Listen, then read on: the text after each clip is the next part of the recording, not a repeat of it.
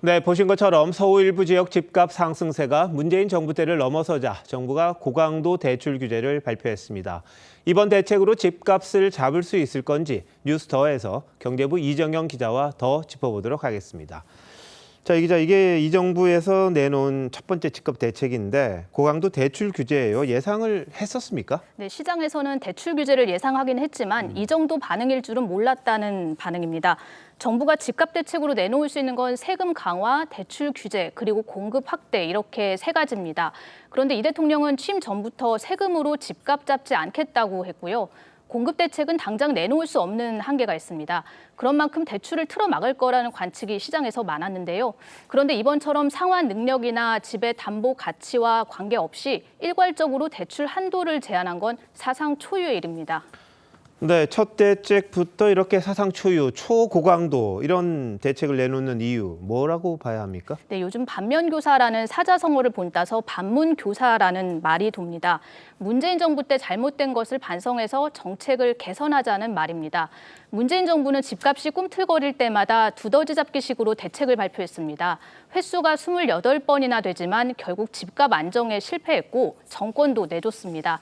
이런 이유 때문에 이재명 정부는 처음부터 초고강도 대책으로 불붙은 집값을 진화하려는 것 아니냐 이런 해석이 나옵니다. 네, 그런데 대출 한도를 6억 원으로 잡았어요. 뭔가 의미가 있는 숫자입니까? 네, 금융위는 수도권 평균 집값과 상환 능력 그리고 총량 관리를 종합적으로 고려했다고 말합니다. 6억 원을 30년간 분할 상환하면 월 300만 원이 넘는데 직장인 평균 소득을 봤을 때는 큰 부담이죠.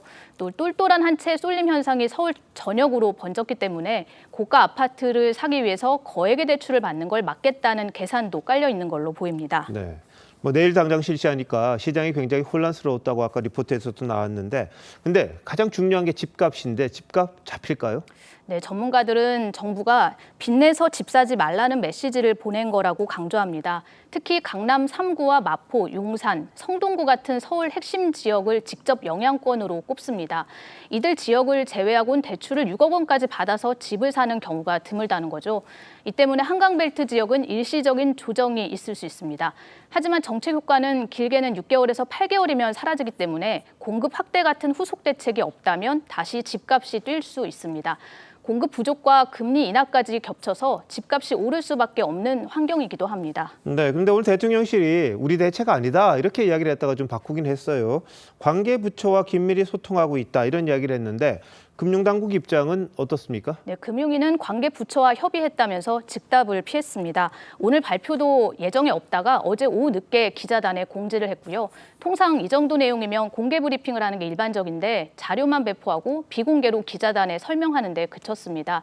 초고강도 대책을 내놨지만 집값이 잡히지 않았을 때 올 수 있는 후폭풍을 최소화하려는 의도로 보입니다.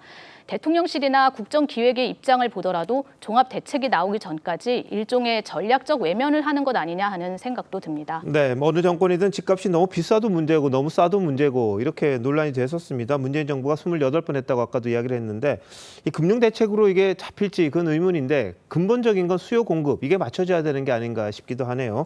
이 기자 잘 들었습니다.